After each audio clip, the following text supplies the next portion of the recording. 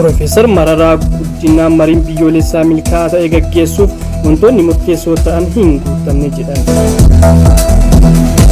Lixa Shaggar Aanaa Jalduu keessatti waraanni mootummaa Itoophiyaa mana namaa gubuun dhagahame. Godina Harargee Bahaa Aanaa Gooroo guutuu araddaalee hedduu keessatti hawaasni rakkoo beelaatiif saaxilamee dararamaa jiraachuun dhagahame.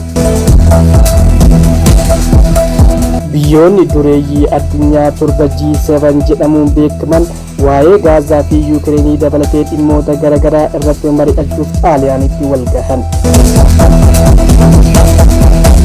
Harka fuunee ashamaa dhaggeeffattootaa fi hordoftoota keenya odeeffannoo kanaa fi kan kana fakkaatan guutuu isaa qabannee isiniif dhahannee jirra. Hamma xumuraatti nu faana turaan affeerraa keenya. Namoonni yuutuubii kanaaf haaraa taatan akkasuma sabskiraayib gochuun maatii yuutuubii keenya akka taatan isiniin jecha akkasuma laayik sheer gochuun jajjabeessaan dhaamsa keenya. Profeesar Mararaa Guddinaa mariin biyyoolessaa milkaa'aa ta'e gaggeessuuf wantoonni murteessoo ta'an hin guutamne. Gabaasa Ajaans Paaris kaleessa jechuun waxabajjii 12 bara 2024 mata duree marii biyyoolessaa Itoophiyaa daandii araaraati moo miti baase keessatti Profeesar Mararaa Guddinaa mari'ichi jalqabuma du'e jechuun dubbatan. Profeesarri seenaa Isqaal Gabbisaa haal dureewwan mari'ichaaf barbaachisan guutuu waan hin taaneef mari'ichi milkaa'aa akka hin taane ibsanii jiru. Profeesar Mararaa Guddinaa mariin biyyoolessaa jedhame kun tapha qaama tokkoon to'atame malee kan hunda hammatee miti jechuun dubbatan Profeesar Mararaa Guddinaa loogii kan hin qabnee fi durumaayyuu of danda'a waan hin taaneef du'e jechuun dubbatan. Paartii Bilisiginnaa biyya bulchaa jiru dabalatee paartileen mormituu 16 marii irratti kan hirmaatan yoo ta'u akkasuma bakka bu'oota mootummaa fi namoonni bebbeekamoon adda addaa marii irratti hirmaatanii jiru. Haa ta'u malee paartileen mormituu adeemsa marii kanaa didanii jiru jechuun dubbatama. Akka Profeesar Mararaa Guddinaa dubbatanitti marii kana keessatti wantoonni murteessoo waan hin jirreef marii hunda hammate waan hin taaneef yeroo jalqabaa gufate jechuun dubbatan. Itti dabaluunis Profeesar Isqaal Gabbisaa mari'ichi bu'aa dursee murtaa'e argamsiisuuf kan qophaa'e fakkaata jechuun dubbatan. Marii kana milkeessuu yoo barbaadan naannoo sagaleen dhukaasaa jiru dhaabsisuu kan qabanii fi akkasuma hidhamtoota siyaasaa badii tokko malee mana hidhaa jiran gadi dhiisuu qaban jechuun hanqina jiru dubbatan. Mootummaan Itoophiyaa abdii kutachuun ijoollee umriin isaanii xiqqaa ta'e shanee deeggartan jechuun ajjeesaa jiraachuun dhagahame. Waxabajjii 9 bara 2024 godina Wallaggaa Bahaa Aanaa Saasiggaa keessatti waraanni mootummaa Itoophiyaa daa'ima umriin isaa 16 ta'e gara jabummaadhaan shanee deeggartan jechuun rasaasa itti roobsuun ajjeesanii jiru. Mucaan kun maqaan isaa Alamaayyoo Abdiisaa jedhama. Akka jiraattonni naannoo sanaa dubbatanitti mucaan kun nama amala qabeessa yoo ta'u osoo inni balbala manaa dura taa'ee wangeela dubbisaa jiru rasaasa 3 itti roobuun ajjeesanii biraa deeman jechuun dubbatan. Waraanni mucaa kana ajjeese waraana mootummaa ta'us dubbatanii jiru. Lixa Shaggar Aanaa Jalduu keessatti waraanni mootummaa Itoophiyaa mana namaa gubuun dhagahame. Mootummaan Itoophiyaa dararaa fi hidhaa akkasuma ajjechaa uummata irraan gahaa jiru kan itti fufee jiru yoo ta'u Lixa Shaggar Aanaa Jalduu keessatti waraanni mootummaa Itoophiyaa mana nama dhuunfaa gubuun dhagahame. Manni gubate mana qonnaan bulaa yoo ta'u namoonni manni jalaa gubate kunniin maqaan isaanii Irkoo Guddataa fi Didhaa kan jedhamanidha.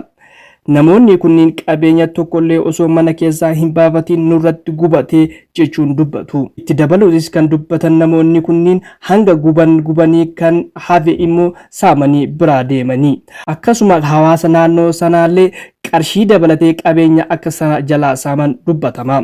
Erga waraanni bilisummaa Oromoo waabicha irbuu shinnikaa godhee as mootummaan Itoophiyaas miidhaa uummata nagaa irraan gahaa jiru cimee itti fufee jira jechuun dubbatan namoonni kunniin.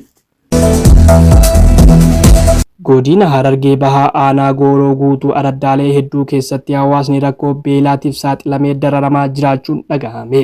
Sababa kufaatii gabaa jimaatiin jiruu fi jireenyi keenya akka duraatti gaggeeffachuu dhabuun beelaaf saaxilamnee jirra jechuun jiraattonni aanichaa kan dubbatan yoo ta'u daa'ima haadholee fi manguddoonni gara magaalaa bahuun daandii irratti dhaabbatanii deeggarsa gaafachaa jiraachuun himama. Hooggantoonni aanaa fi bulchoonni aanaa uummata beelaaf saaxilame kana deeggarsi akka hin taasifamneef dhoksaa jiran jechuun maddeen keenya dubbatu. Biyyoonni dureeyyii addunyaa torba G7 jedhamuun beekaman waa'ee Gaazaa fi Yuukireenii dabalatee dhimmoota garaagaraa irratti mari'achuuf Xaaliyaanitti wal gahan. Biyyoonni G7 jedhaman kunniin USA, Kanaadaa, UK, Faransaay, Xaaliyaan, Jaapaanii fi Jarman yoo ta'an dhimmoota addunyaa garaagaraa irratti mari'achuuf waggaa waggaan wal gahu. Walgahii isaanii baranaa keessatti addumatti dhimmi Gaazaa fi Yuukireenii mari'achuuf har'a Xaaliyaanitti walgahii eegalanii jiru. Gaggeessitoonni biyyoota kanneen yeroo Xaaliyaan gahan muummeen ministeera biyya Joorjiyaa Meeloon simannaa ho'aa erga taasisanii booda haasaa baniisaa godhanii jiru. Pireezidaantiin USA Baayiden dabalatee gaggeessitoonni biyyoota miseensa G7 hedduun irratti argamanii jiru. Gaazaatti waraanni guutumaan guutuutti akka dhaabbatuuf biyyoonni G7 hundee wixinee walii galtee Joo Baayiden torbaan lama dura dhiyeessan akka deeggaran beeksisanii turan. Walgahii isaanii kana irrattis Gaazaatti waraanni akka dhaabbatuuf bifa kamiin dhiibbaa akka gaggeessuu qaban irratti ni mari'atu jedhamee eegama. Deeggarsa waraanaa UK'f taasisan cimsuu irratti mariin bal'aan ni taasisa jedhamee eegama jechuun dubbatan pireezidaantiin Yuukireenii. Murtee gaarii ni dhageenya jechuun kan dubbatan pireezidaantichi itti dabaluunis walgahiin biyyoota G7 kun guddinsa waa'ee Yuukireenii irratti ni ta'a.